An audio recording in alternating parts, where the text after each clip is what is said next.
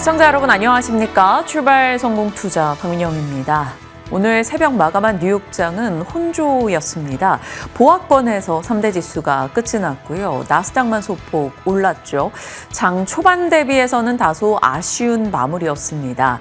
다만 지정학적 불안이 더 크게 확산되지는 않았다라는 점, 유가가 그래도 80달러대에서 나름 안정적인 기조를 보여줬다라는 점, 여기에 마이크론과 엔비디아의 상승으로 필라델피아 반도체 지수가 올랐다라는 점에서 국내장에 크게 마이너스가 될 요소는 없었던 것 같습니다. 그러면 오늘 장 어떤 반응을 보일 것인지, 그리고 어제 크게 이슈몰이를 하며 상장했었던 코스닥 액티브 ETF 2종의 움직임, 추가적으로 어떤 종목들로 연결이 될 것인가 같이 고민해 보도록 하겠습니다. 자, 뉴욕장의 소식들부터 확인해 보시죠.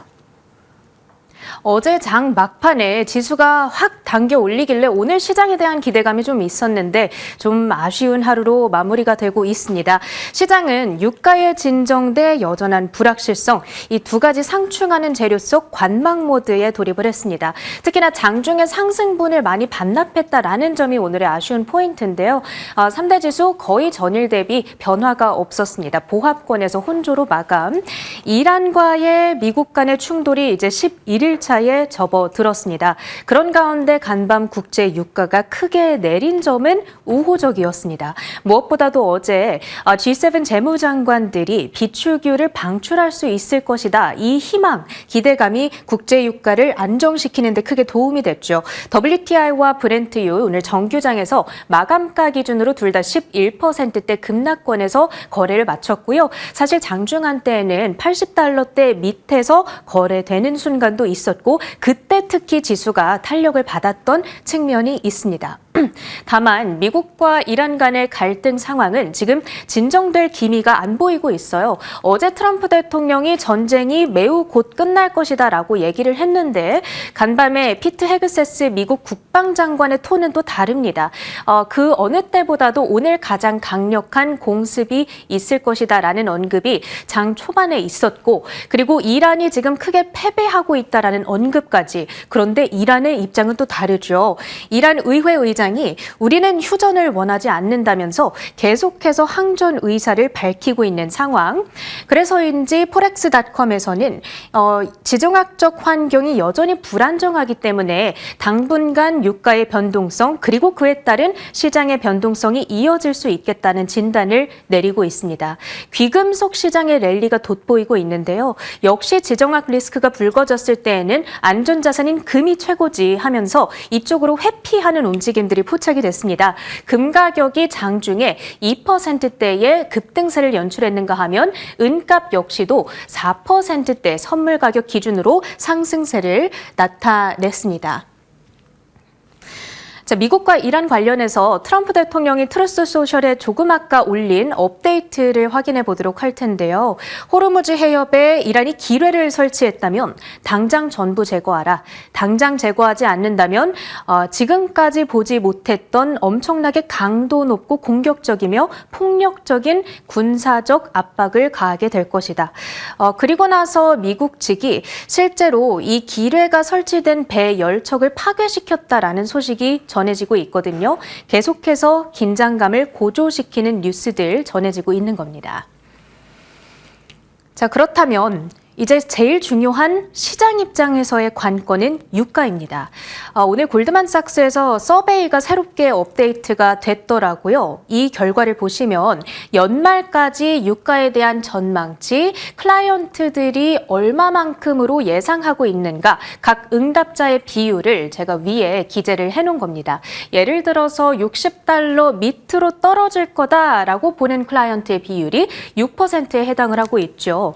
지금 가장 높은 확률로서 예상되고 있는 것은 60에서 70달러 레인지까지 떨어질 거다라는 겁니다. 그러니까 지금의 유가 급등 사태가 비교적 단기간에 해결될 거라고 보는 투자자들이 많은 상황이구나, 이렇게 해석을 해볼 수가 있겠고요.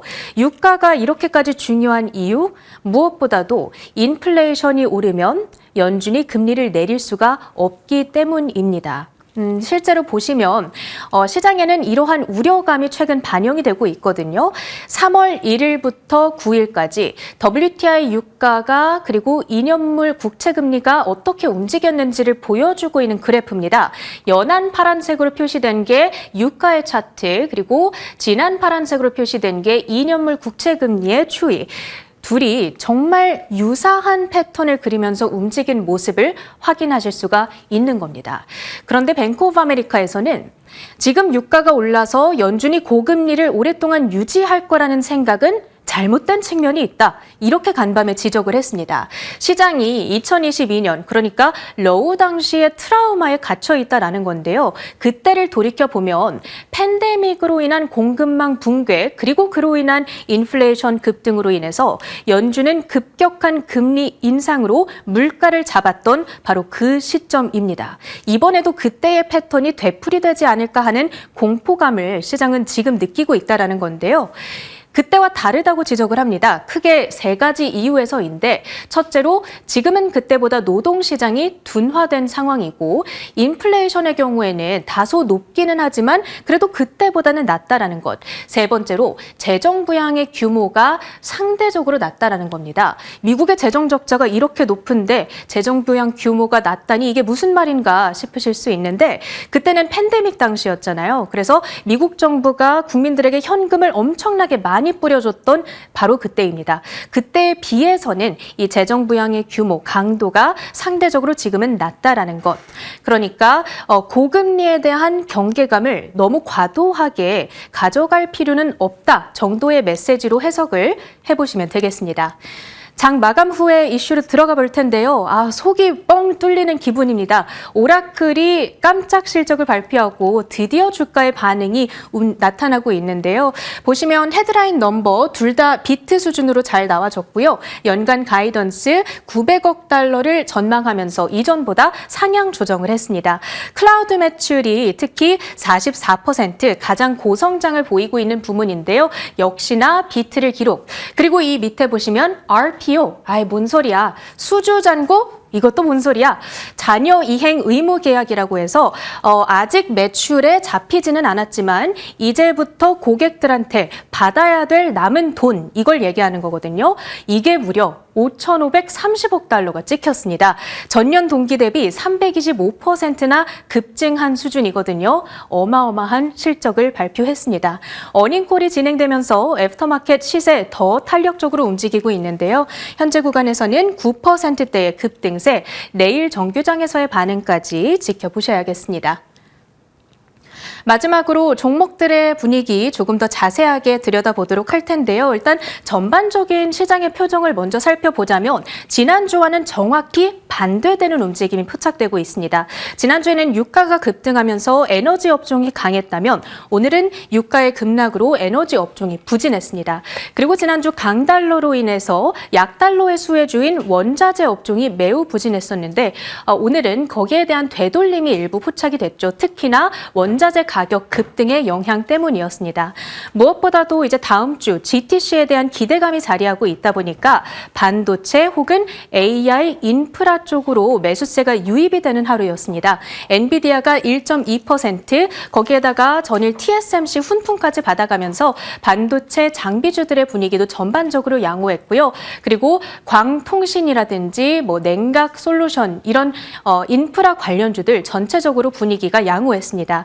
특히나 뱅크 오브 아메리카는 이 엔비디아의 주가가 최근 5일 중 4거래일 상승하고 있다는 점에 주목을 하면서요. 목표가 300달러를 유지했는데 선행 PER 기준으로 17배 상대적으로 저평가되어 있다는 부분 조명하고 있습니다. 메모리 업체들의 시세도 전체적으로 좋았는데 시티 측에서는 클라우드 기업의 지출 확대에 2026년도 D램 가격이 170% 넘게 오를 거라는 전망을 내놨고요. 마이크론과 샌디스크가 각각 3%, 5%대의 급등세를 연출했습니다. 그 밖에는 법텍스 파마슈티컬스가 신약에 대한 후기 임상 결과가 긍정적으로 발표되면서 장중 8%대의 급등세를 연출했습니다. 오늘 우리 증시 분위기 어떻게 연출될지 민영 앵커가 정리해 드립니다.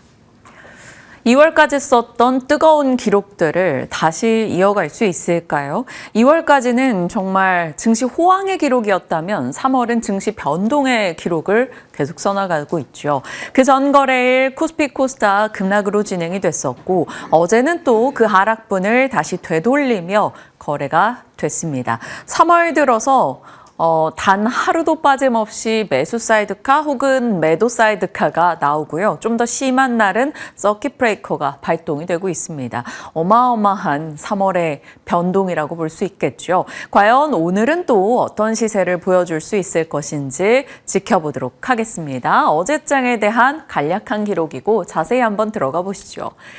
자, 어제도 유가의 힘을 확인할 수 있었습니다. 국제유가의 안정 속에 코스피, 코스닥이 강하게 올라서는 모습을 보여줬죠. 코스피가 5% 넘는 상승을 기록했습니다. 한국의 GDP도 잠정 속보치 대비 상향됐고요. 중국의 이 수출입 데이터도 괜찮았습니다. 이것은 한국에는 수출주 혹은 소비주에 좀 긍정의 힘을 실어줄 수 있는 내용이었죠. 다만 가장 크게 시장의 모멘텀이 돼줬던 뉴스는 바로 유가의 진정이었습니다. WTI가 80달러대를 기록했다라는 소식, 종전과 비축유 방출에 대한 기대가 올라간 영향이겠죠. 회복 탄력성 1등을 보여주는 섹터가 어디인가 체크가 필요하다. 어제 말씀을 드렸었는데요. 역시나 그 중심에는 AI, 반도체가 있었습니다. 공급망 우려도 완화됐고 삼성전자와 SK하이닉스의 급등이 따라줬죠. SK하이닉스는 일시 LPDDR6 개발 관련한 소식이 들어오면서 삼성전자보다 어제는 탄력도가 훨씬 더 좋았던 모습을 보여주기도 했습니다. 단독 뉴스긴 합니다만 삼성전자의 여러 공장에 엔비디아 측이 이번 주에 방문한다 이런 뉴스도 있었죠. SK하이닉스의 12% 급등, 삼성전자의 8% 상승, 그리고 현대차, 기아 등의 회복, 두산 에너빌리티의 강세 이런 것들만 봐도 코스피 지수가 어느 정도 올랐겠거니 대략 예측이 가능할 정도였습니다. 코스피는 어제 5% 상승했죠. 자, 코스닥도 나쁘지는 않았습니다만 예상보다는 조금 미흡했다라는 느낌이랄까요? 코스닥 액티브 ETF 2종이 상장됐죠. 이 액티브 ETF 경우는 정강 후약이었습니다. 일부 종목으로 수급이 좀 집중되는 쏠림 현상이 있었고 다른 종목들 같은 경우는 출발 대비해서는 상승폭이 좀 둔화된 채 거래를 마쳤죠. 코엑트 상위 비중 종목들이 시세가 가장 좋았습니다. 어제 보여드렸던 큐리언트, 성우전자 등의 종목이겠죠. 성우전자도 어느덧 야금야금 올라서 정말 급등 종목에 합류를 한 상황이고요. 어제 28% 급등으로 5만 원을 바라보고 있습니다. 큐리언트도 바이오 내에서 코액트 비중이 높았었죠. 25%의 상승으로 장중 5만 2천 원을 넘어가기도 했네요. 편입 확정의 성우하이텍, 또 HVM, 한국 PIM, 인텔리안테크 이런 종목들도 강세를 기록했습니다. 자, 그리고 12일에 대미투자 특별법 처리 기대감이 한껏 높아졌죠. 미국의 원전, 현물 투자 필요성이 거론이 됐고 고리 1호 폐기물 처리 입찰에 들어간다 이런 소식이 전달되면서 원자력과 전력 관련한 종목들의 시세도 무척이나 좋았습니다. 두산 에너빌리티, 우리기술, 한정기술, HD현대일렉, 효성중공업, 위드텍, 오르비텍, 우진, BHI 등의 종목들 강세 흐름을 나타냈죠. 어제 거래량이라던가 장중의 시세의 강한 변동성은 우리기술이 압도적이었던 것 같습니다. 요즘에는 원전 쪽의 종목 시세로 봤을 때는 우리기술이 가장 먼저 치고 나가고 약간의 관심의 대장주 역할을 해준 이후 다른 종목들이 함께 가는 분위기가 형성이 되고 있더라고요. 그러니까 원전주에 관심을 두고 계신 분들은 우리기술 차트를 장중에 계속 체크해 보시는 것도 좋을 것 같다라는 생각이 들었습니다.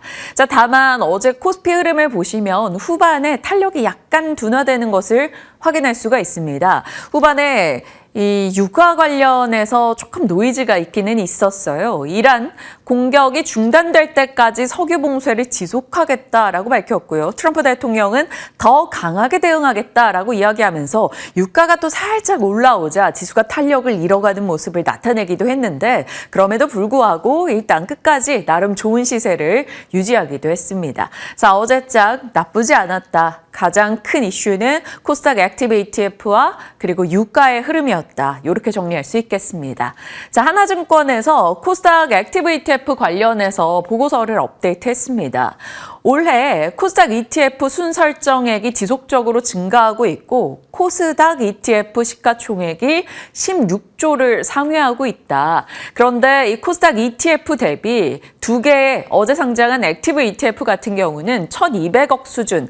그러면 16조와 1,200억 상당히 큰 차이가 있죠. 그러니까 규모 측면에서 기대할 것보다는 코스닥 전체에 대해서 좋은 종목을 골라서 담아갈 수 있는 액티브 ETF이기 때문에 실적의 자정작용 정도로 의미를 부여한다라는 것이었고요. 퀀트 기준으로 어떤 종목들이 수혜를 볼 것인가를 추려놨습니다. 5월에 MSCI 코리아 신규 편입 예상 종목 중에서 추가적으로 관심을 받을 수 있는 가능성, 삼천당 제약과 레인보우 로보틱스 가능성이 높을 것으로 파악을 하고 있고요.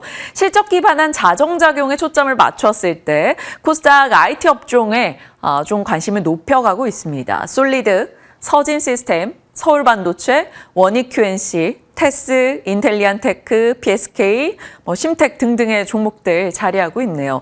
서진시스템 같은 경우는 SK그룹의 ESS 관련한 추가 언론 보도가 있었는데 관련해서 또 연결이 될지도 궁금하기도 합니다.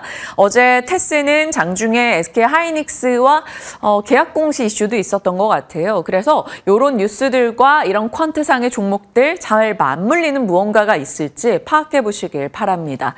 코스닥 150 지수 6월 신규 편입 기대주들도 같이 체크하자고 하는데요. 코스닥 ETF 16조, 연기금 등의 기관자금 10조. 이것을 파악해 봤을 때 신규 종목에 대해서 특정 비중만큼은 반드시 매수를 해야 되기 때문에 그 매수 수요가 있다라는 겁니다. 그런데 애석하게도 이 부분에 대해서 하나증권은 다음 주에 공개하겠다라고 있더라고요. 그래서 공개되는 대로, 업데이트 되는 대로 보고서 내용 추가적으로 발췌해서 전달 드리도록 하겠습니다. 참고용으로 살펴보시라고 이렇게 내용 정리 한번 해봤고요. 자, 어제 유독 많이 들려왔던 소식, 자사주 소각입니다. 자사주를 소각하면 유통 주식 수가 줄어서 강제적으로 주당 가치가 올라가는 효과가 있죠. 그런데 어제 삼성전자가 상반기 내에 16조의 자사주 소각을 결정했습니다. 애초에 이야기했던 규모의 절반 정도가 집행이 된 거고 또 남아있는 절반 정도는 하반기 혹은 내년 초 이렇게 기대를 가져갈 수 있겠습니다. 경영진이 주가 저평가 상태라고 판단을 한 것이고요. 4개월 내 16조의 자사주 소각이라는 점에서 기대해 봐야겠죠. 그런데 삼성전자도 애프터이 나쁘진 않았습니다만 삼성생명이 애프터에서 반응을 강하게 보여줬습니다. 종가 대비 8% 이상 급등했죠. 삼성생명이 삼성전자의 지분 한 8%를 갖고 있는 걸로 알고 있는데요. 아무래도 주당 가치의 상승, 지분 가치의 강세 이런 것들에 대한 기대치가 좀 높아진 듯 합니다. 그리고 SK요. SK가 어제 종가 기준으로 5조 1천억 원의 자사주 소각 내년 초까지요. 전일 종가 기준으로 하면 4조 8천억 원입니다. 그래서 언론 보도상에서 4조 8천억, 5조 1천억 원 이렇게 약간 다르게 나오고 있는 것이 전일 종가냐 어제 종가냐에 따라서 차이가 있다는 점 참고해 주시고요. SK 소버린 사태 이후에 경영권 분쟁이 있던 사태 이후에 20년 동안 쌓아왔던 자사주입니다. 그 자사주를 거의 한 번에 소각하는 지주사 기준으로는 역대 최대 규모의 자사주 소각이라고 합니다. 발행 주식 총수의 10% 이상의 주식 소각 이슈였기 때문에 중요 내용 공시로 들어가게 되죠. 그래서 거래소의 요건 기준으로 어제 애프터에서 매매가 중지됐습니다. 오늘 프리마켓까지 거래가 되지 않습니다. 9시부터 거래가 되니까요. 이 부분 참고해 주시길 바랍니다. 이 삼성전자와 SK의 소식만 봐도 지수에 더 우호적인 흐름이 나올 수 있겠구나라는 것을 기대할 수 있었고요. 그 외에도 SK네트워크스, ST바이오센서, KCC, 롯데지주, 사라민, 시프트업 등의 종목들까지도 자사주 소각 뉴스가 어제 들려왔다라는 점 참고해 주시길 바랍니다. 그렇다면 오늘 국내에서는 이 이슈가 반응을 보일 경우 삼성생명이나 혹은 SK 이런 주가 강세도 있을 수 있겠지만 자사주가 많은 기업들 혹은 현금 흐름이 좋은 기업, 배당이나 자사주 매입이 병행되는 기업을 같이 좀 파악해 볼 필요는 있을 겁니다. 다시 꺼내보는 자사주 많은 기업들. 물론 자사주가 많다고 해서 그게 다 소각으로 간다는 보장은 없습니다만 그래도 체크는 필요하겠죠. 지주사 중에서 자사주 비중이 높은 곳들 2월에 정리를 해드렸던 내용이고요. 50대 그룹 핵심 계열사 중에 자사주 보유 비중 상위 기업들, 저 PBR 종목 중에 자사주 비중이 높은 종목들, 그 외에 자사주 대량 보유 기업들입니다. 어김없이 들어가는 신영증권, 부국증권, 샘표, 코텍 이런 종목들 반응을 볼 수 있을 것인지 궁금해지니까요. 일단 자사주의 키워드를 오늘은 좀 기억해보면 좋을 것 같습니다. 자, 뉴욕으로 가볼까요? 뉴욕 증시는 앞서 보셨으니까요. 보합권의 혼조 마감이었습니다. 장 후반에 상승폭을 줄이면서 끝나서 다우와 S&P 500은 하락이었고 나스닥은 오르면서 마무리가 됐죠. 유가가 요즘엔 가장 중요하기 때문에 국제유가 플로우를 좀 보시죠. 트럼프 대통령 이란과 대화할 가능성이 있다라고 이야기한 점, 종전에 대한 기대치도 높아졌고요.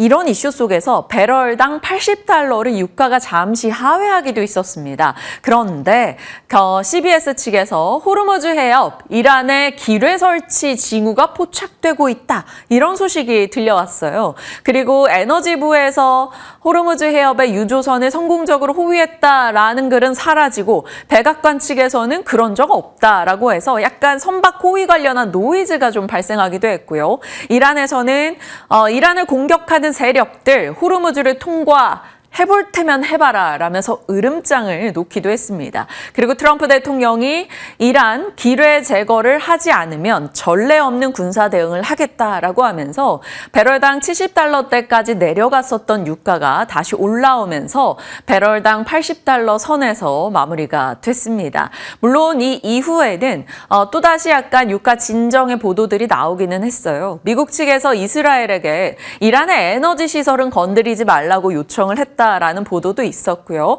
트럼프 대통령이 기뢰 부설용 선박을 모두 타격해서 완파했다라는 말을 하기도 했습니다.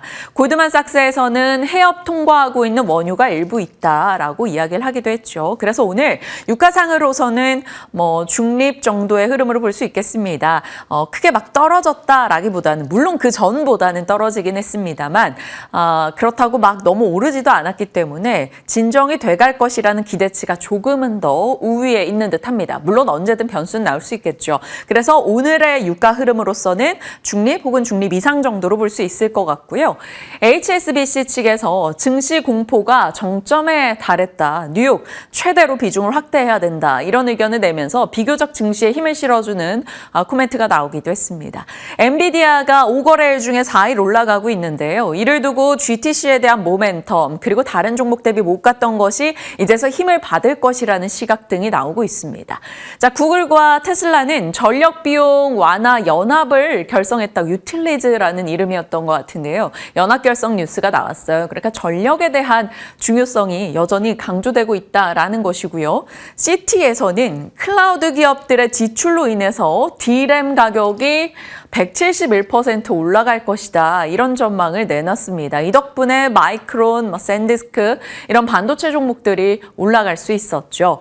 자, 그리고 9월 고점 대비 54% 하락했던 오라클이 애프터마켓에서 매출과 영업이익률 그리고 클라우드 부분, 소프트웨어 부분 모두 다 예상을 상회하는 실적을 내놨고 CEO 등의 발언도 굉장히 긍정적이었습니다. 주주 환원의 이슈도 있었죠. 그래서 애프터마켓에서 10% 정도의 급등 흐름이 나왔다라는 점, 국내에 좀 연결고리가 있는 AR 진영은 그래도 견조했다라는 것에서 뉴욕장의 혼조 마감이었으나 그래도 일부 기대를 가져갈 수 있을 것 같습니다.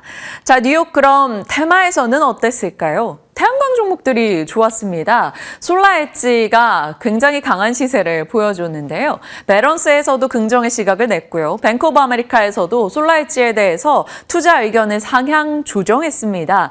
그래서 솔라엣지 테크놀로지가 10% 상승으로 끝났고요.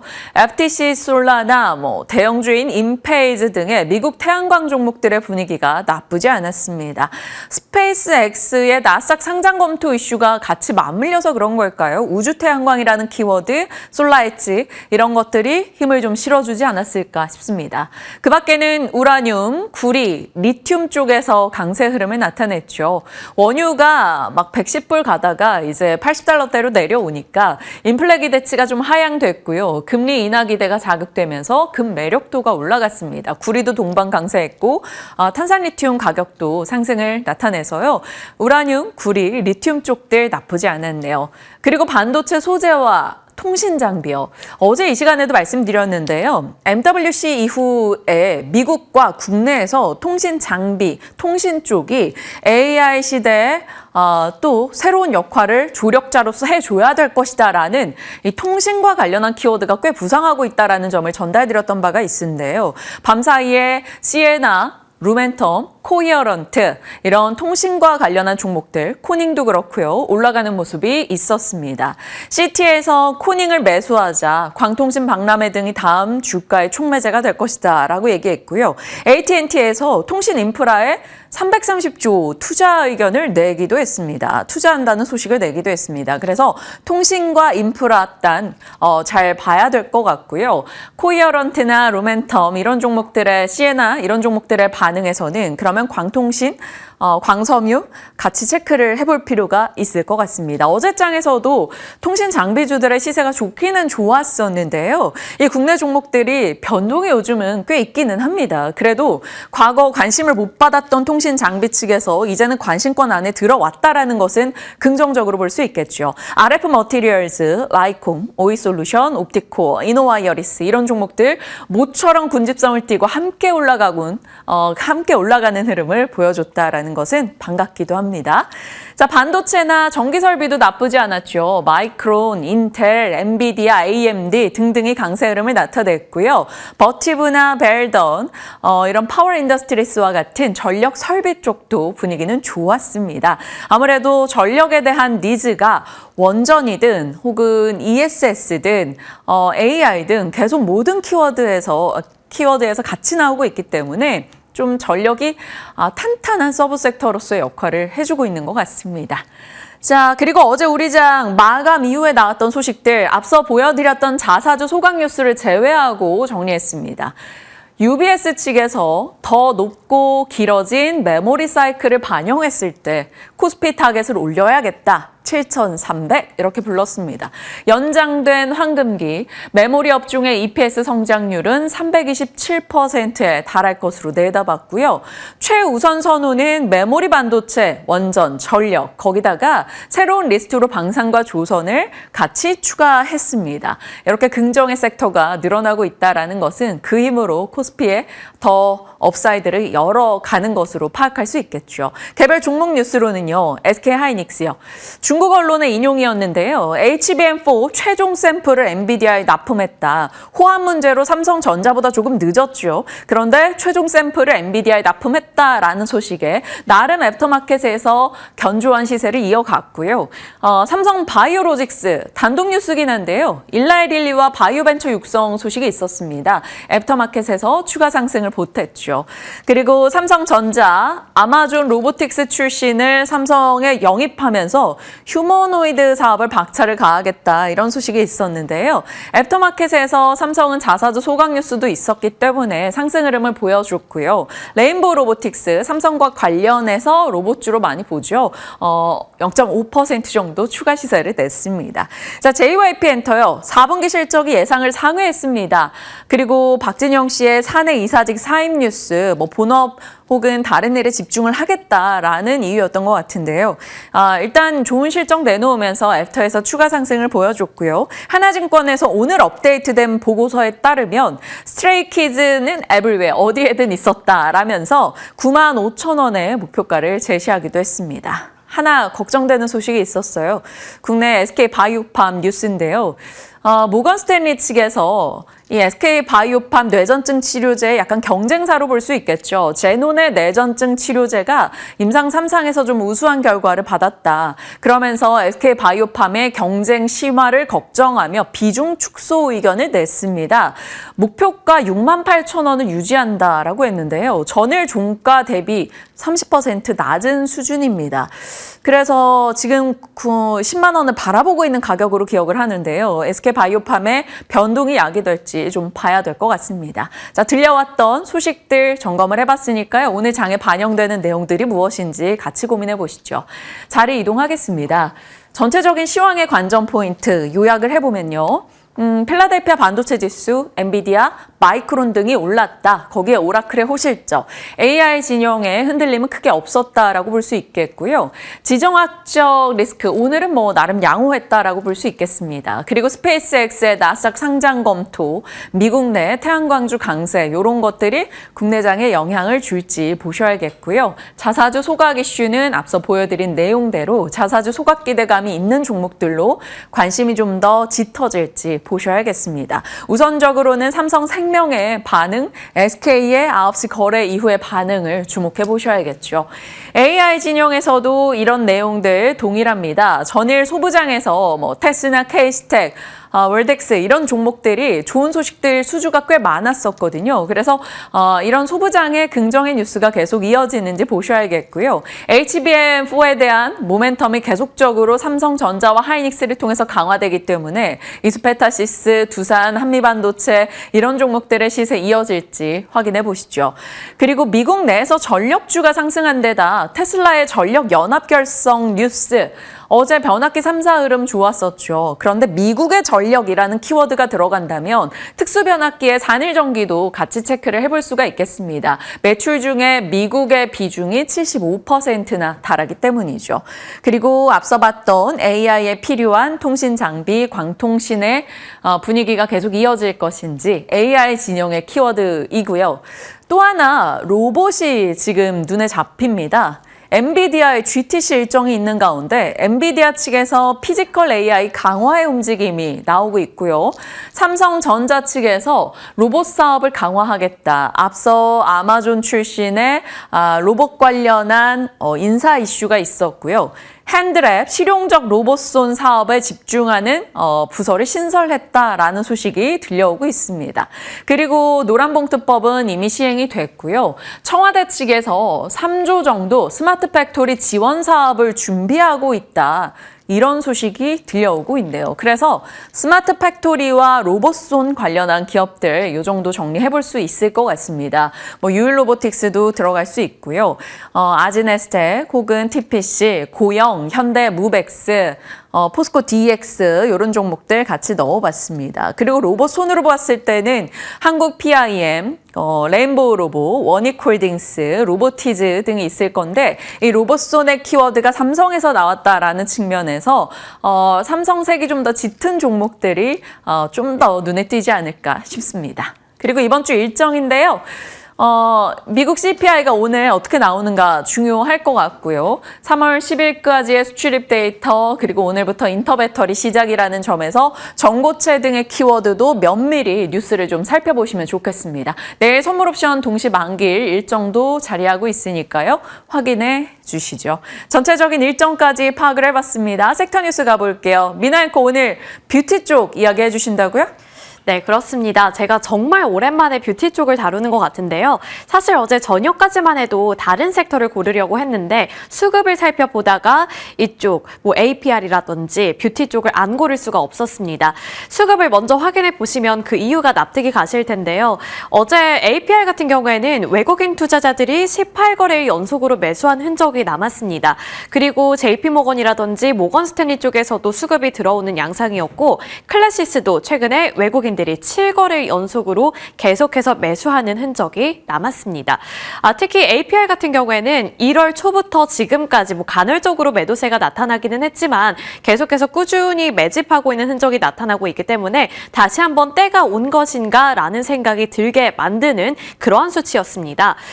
그리고 제가 이렇게 제목을 데자뷰라고 단 이유는 제가 정확하게 1년 전 2025년 3월 11일에도 그때도 이렇게 뷰티 쪽을 다뤄드렸더라고요. 그리고 당시의 수급을 확인해 보니까 당시에도 3월부터 외국인과 기관의 수급이 계속해서 들어온 바 있습니다. 자, 시술과 관련해서 지금 어떤 현황이 그려지고 있는지도 정리를 해봤습니다. 먼저 떠오르는 관광 코스, 여전히 피부과가 포함이 되어 있다고 하고요. 2025년 피부과의 실환자 수는 91만 명을 넘어서면서 전년 대비 38% 증가하는 수준을 기록했습니다. 소비 금액도 1조 원을 돌파했고 전년 대비 무려 87%의 성장세를 나타냈는데요. 특히나 작년 4분기 12월의 소비액은 역대 최고치를 경신하면서 그동안의 기대감이 이제는 정말로 숫자로 찍히고 있다는 것을 다시 한번 체감해 볼 수 있었습니다. 그리고 방한하는 외국인 대비 피부과 방문 비중 또한 계속해서 증가하는 추세인데 2023년 1월에는 2.4%에 그쳤던 것이 작년 12월 기준으로는 6.3%까지 성장하면서 시술에 대한 인기는 계속되고 있다는 점을 다시 한번 확인해 볼 수 있었습니다. 고객층들을 분석해 볼까요? 중국과 일본에서 방문객들이 많이 늘어나고 있고 특히나 이 중국이 지금 일본에 가는 것을 막으면서 우리나라 쪽으로 많이 방문하는 관광객들이 많아지고 있습니다. 그렇다 보니 중국 소비자들의 지갑이 활짝 열리는 것도 볼 수가 있고 최다 방문국은 일본이라는 점도 저에게는 개인적으로 되게 특이한 부분이었습니다. 그래서 일본인들도 지금 돈을 많이 쓰고 있고 특히 중국인들의 지갑 소비액이 굉장히 컸는데요. 월 평균 1인당 소비액이 287만 원이었습니다. 일본 같은 경우에는 가장 많이 방문하고는 있지만 월 평균 1인당 소비액이 50만 원대에 그쳤는데 중국은 거의 300만 원에 가까운 거거든요. 그래서 이 중국인들이 우리나라에 방한하는 수가 더 많아진다면 실적이라든지 업황 개선에 대한 기대감은 더욱더 커질 것으로 전망되고 있습니다. 인기 시술은 스킨 부스터, 리쥬란이라든지 타이트닝, 레이저 장비가 가장 인기가 좋다고 하는데 제가 여기에 리쥬란이라고 써놓은 이유는 사실 파마 리서치가 이 경쟁이 치열해질 것이다 라는 우려감과 함께 주가가 많이 빠졌는데 사실 현실에서는 리쥬란의 인기가 아직도 견고하다는 점 그것을 한번 기억해 보시면서 앞으로의 실적이라든지 주가 흐름도 체크해 보시면 좋을 것 같습니다.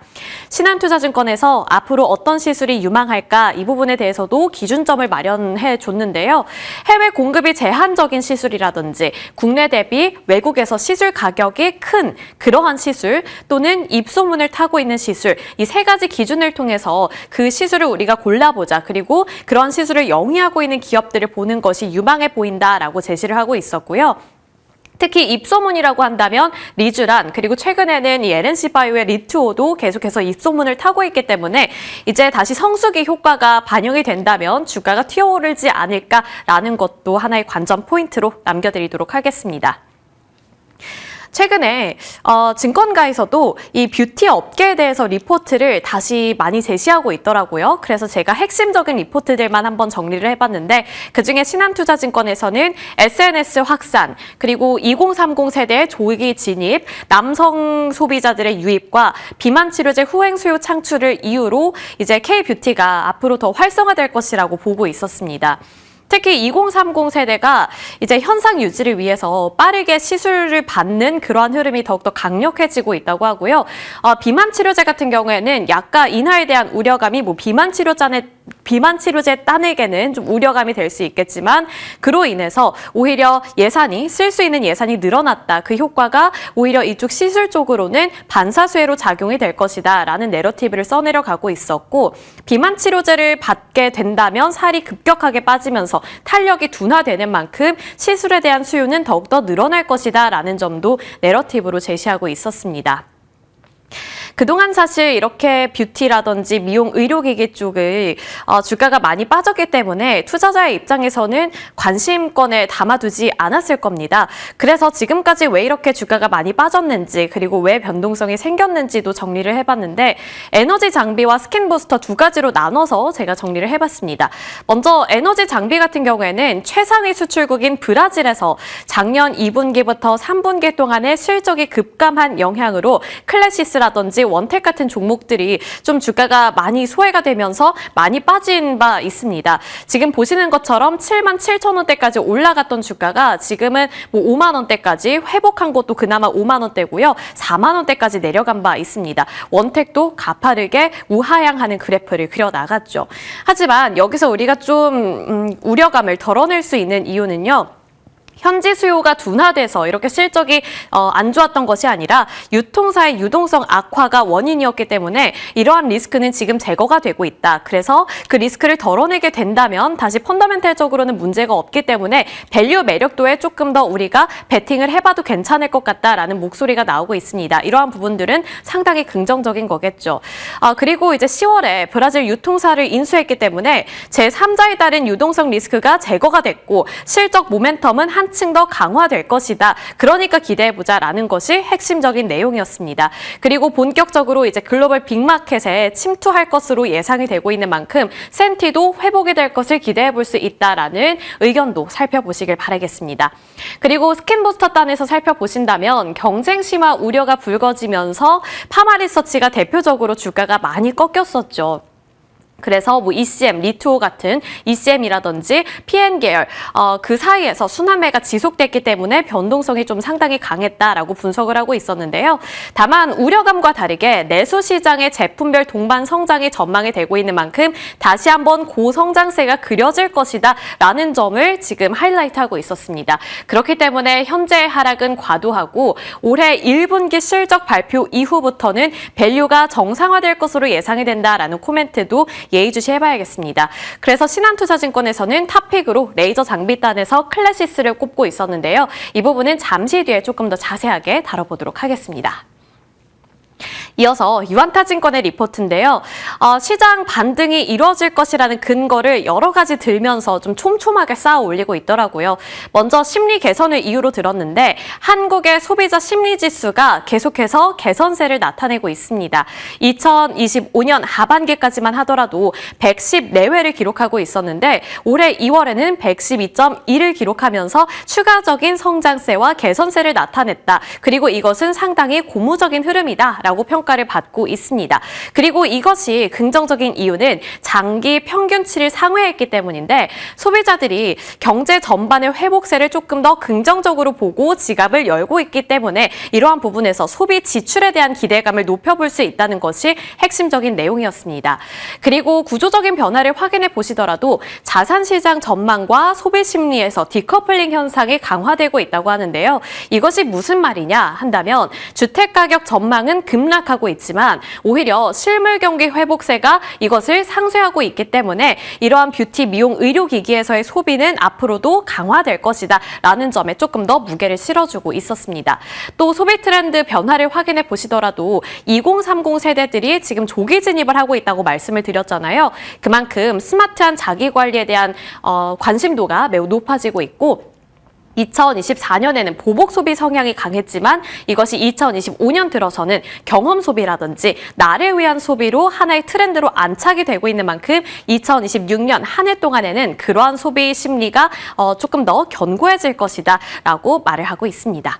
또 자산이 증가하면 이제 사실 작년 한 4월부터 주식시장에 붐이 일어났잖아요. 그래서 그때 이제 돈을 많이 번 사람들도 많을 텐데 그때 가장 많은 사람들이 백화점을 먼저 방문을 했다고 하고요. 그 이후로는 의료 쪽이라든지 뷰티 쪽에 지갑을 많이 열기 시작했다고 합니다. 그래서 자산시장이 붐이 일어날수록 이렇게 뷰티 시장 쪽으로 소비는 더욱더 늘어날 것이다 라는 점도 하나의 투자 포인트로 짚어드리도록 하겠습니다. 유안타에서는 탑픽으로 LNC바이오를 꼽기는 했는데요. 제가 오늘 따로 LNC바이오에 대한 브리핑은 준비하지 않았습니다. 그 이유는 이렇게 탑픽으로 꼽고 있기는 하지만 수급이 일단은 지금 뒷받침이 안 되고 있고 외국인 투자자들이 좀 빠져나가면서 최근 주가가 그렇게까지 큰 흐름을 나타내고 있지 않기 때문인데 만약에 뭐 수급적인 특징이 있다든지 여러 가지 실적 모멘텀이 있다면 나중에 가서 LNC바이오는 조금 더 자세하게 다뤄드리도록 하겠습니다. 자, 클래시스가 주가도 많이 빠진 상황 속에서 최근 여의도 증권가 여러 군데 많은 증권사들에서 클래시스를 탑픽으로 꼽고 있었습니다. 그래서 오늘은 클래시스에 대해서 조금 더 자세한 브리핑을 준비해 봤는데요.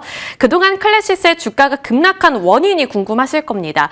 그 이유는 일단 수급적인 이유가 가장 컸습니다. 최대 주주인 베인캐피탈의 지분 8% 블록딜 이슈가 있었기 때문에 수급 이슈에 따른 단기 조정이라는 평가를 받고 있고요. 다만 여기서 긍정적인 것은 펀더멘털 자체는 견고하다는 점이 되겠죠. 미용 섹터의 주요 기업들을 비교해보면 그것을 확 체감해 볼 수가 있을 텐데요.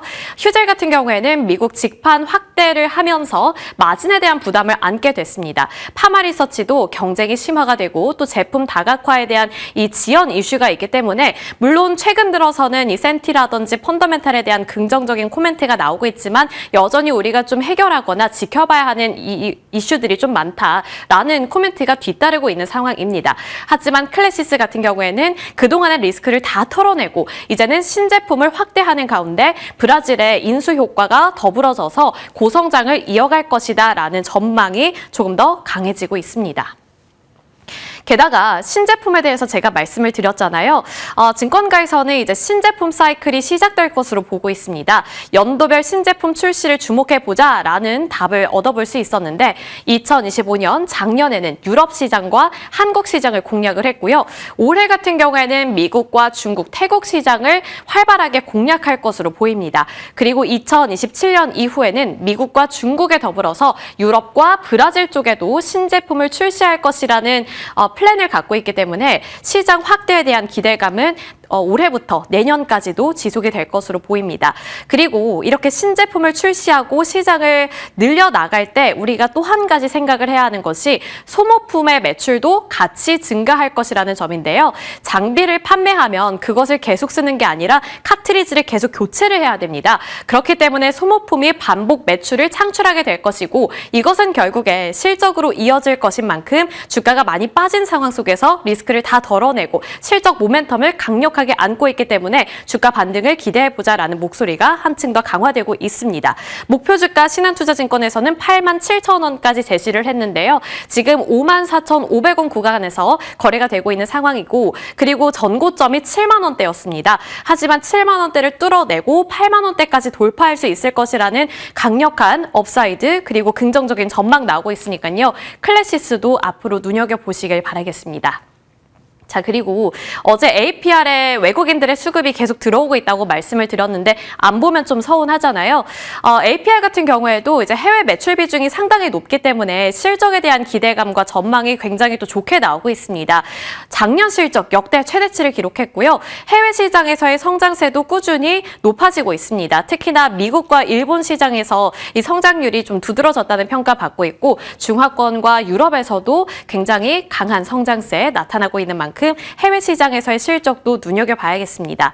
2026년 올해 실적 전망치도 굉장히 좋게 나오고 있는데요. 매출과 영업이익 모두 다 고성장세를 나타낼 것으로 전망되는 가운데 영업이익률도 25%로 책정이 되고 있습니다. 작년에 정말 좋은 실적을 기록했다고 말씀을 드렸는데요. 작년 영업이익률은 23%대였는데 이제 올해 같은 경우에는 25%까지 고성장세를 계속 지속할 것이라는 전망이 나오고 있는 겁니다. 그리고 성장 포인트는 미국 채널의 확대. 물론 APR의 이런 뷰티 기기도 판매를 하지만 최근에는 이 화장품 매출 비중도 상당히 높기 때문에 온라인 중심에서 오프라인으로 확장이 된다면 그때는 소비자 경험을 베이스로 해서 뭐 입소문이라든지 매출이 더 확대될 수 있기 때문에 이러한 점들도 보셔야겠습니다. 유럽 시장 본격 진출 이슈도 있습니다. 자, 이렇게 다시 외국인들의 수급이 쌓여 나가고 있는 K-뷰티 미용 의료기기 쪽입니다. 지금 성수기, 비수기를 지나서 성수기에 진입하고 있는데 그렇다면 지금부터 바라봐야 하는 것인지 저희와 함께 알찬 전략 마련해 보시길 바라겠습니다.